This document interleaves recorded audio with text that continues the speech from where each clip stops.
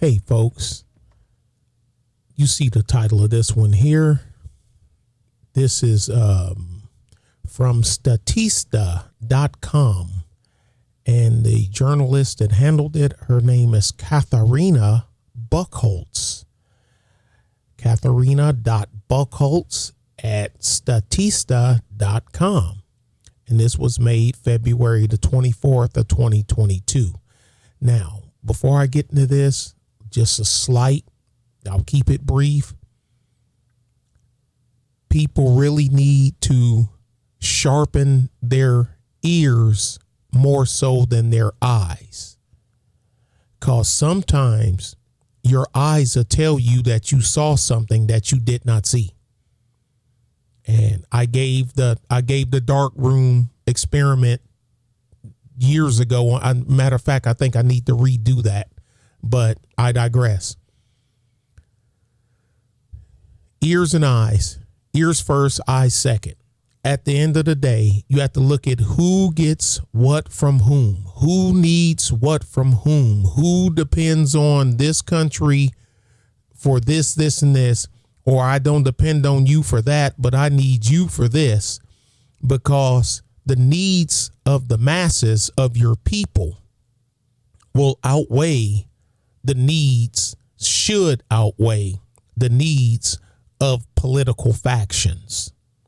And y'all know I'm one of the biggest anti-socialists that I could, I say, man, if you had a choice of watching a socialist drown, watching a communist drown, what kind of dressing do you want on your roast beef sandwich? Why, Grey Poupon, of course. But, oh boy. But anyway, let's go into this. That's why I made about 4 or 5 videos, about 3 or 4 videos telling y'all that the world ain't always what it seems, is it, Gunny? Some things ain't what it seemed to be. But let's go ahead and go. After the invasion of Ukraine by Russian forces, Europe is at risk of sliding into an energy crisis triggered by much of the continent's reliance on Russian gas, which arrives via pipelines, which mean the only thing they have to do is cut it off, turn it off. That's all they got to do. Turn it off. Liquefied natural gas, LNG, that can travel long distances on cargo ships before being regasified could be a potential solution, but that's very costly. Should such a crisis occur, but can be hard to source and implement, major producers are the U.S., Qatar, and Nigeria.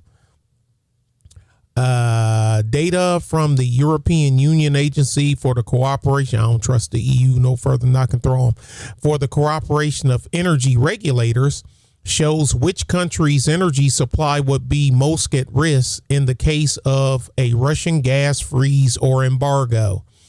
Among Europe's major economies, Germany imports half of its gas from Russia, while France only obtains a quarter of its supply from the country, according to the latest available data. A lot of people don't know France is one of the world leaders in nuclear power plants is France.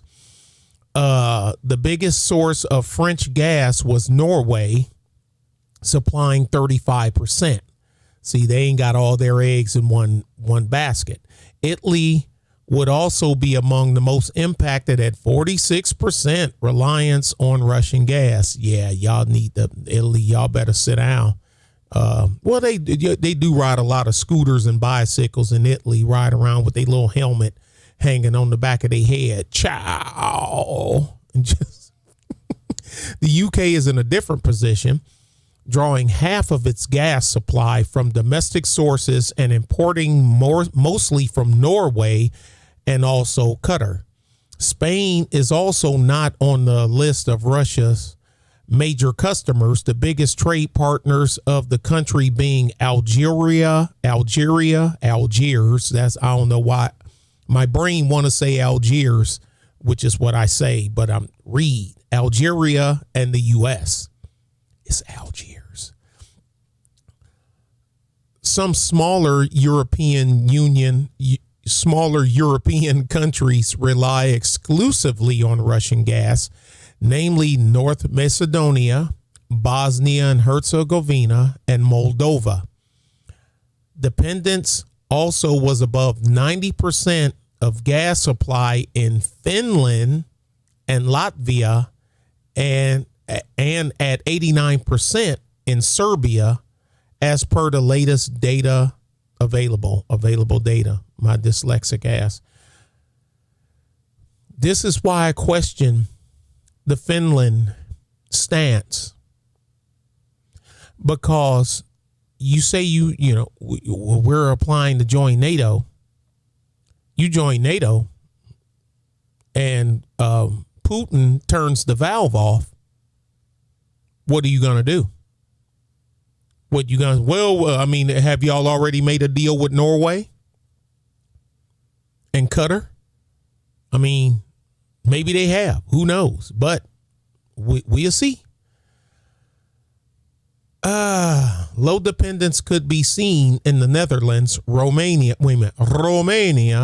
and almost no dependence on Russian gas exists in Georgia, Ireland, and the Ukraine. Georgia is why you think, here's another thing, go back and look.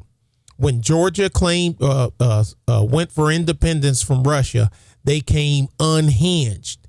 Look how small Georgia is on the map. Look how small in landmass it is.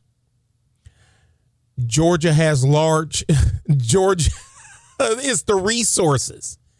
It's the resources of Georgia. Okay. However, the latter country has been buying natural gas from the EU since 2015 after a previous armed conflict with Russia over Crimea. This means it could be subject to the reimport of Russian gas via the bloc. Now, y'all see, okay, let's go through this here. You can see it. North Macedonia, 100%. Bosnia, Herzegovina, 100%. Moldova, 100%. Y'all are upside down. Finland, 94%. That depend on Russian gas. Latvia, 93. Bulgaria, 77. Germany, 49, half. Italy, 46, a little less than half. Poland, 40. France, 24. Netherlands 11, Romania 10, Georgia 6, Ireland 0, Ukraine 0. See, even though Ireland's not in the picture, but if they would, they like, man, I don't care. Ukraine, well, even though they in a death grip with them right now, I don't care. Romania, Netherlands 10%, 10 and 11, a little, but not big deal. Once you, in my opinion, from what I see, France, y'all got to think of something. Once you get above half and these guys at 100, you're upside down.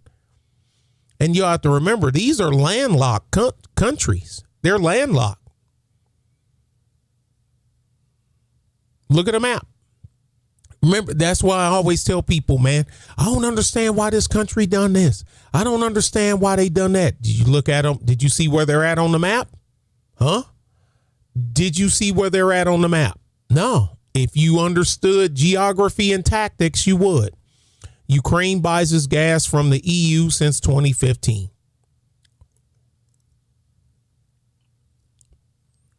And Ukraine has some of the largest. Well, I'll put a link to the video I done with the mineral resources of the Ukraine, which I'm telling y'all, I guarantee you it's gonna. I'm a carry this to the grave. That is just as big a part of them trying to leave Russia because of the food and the minerals. Ukraine feeds Europe. You see, there's a shortage of cereals and baby foods, right? You know that comes from wheat and barley, right? Corn stock, right? You did know that, right? Okay. Y'all be good and be safe. I'm telling y'all better pay attention. Grab a map and look at this stuff. Thank you, Katharina Buckholtz. Thank you, ma'am. Y'all be good and be safe. Bye.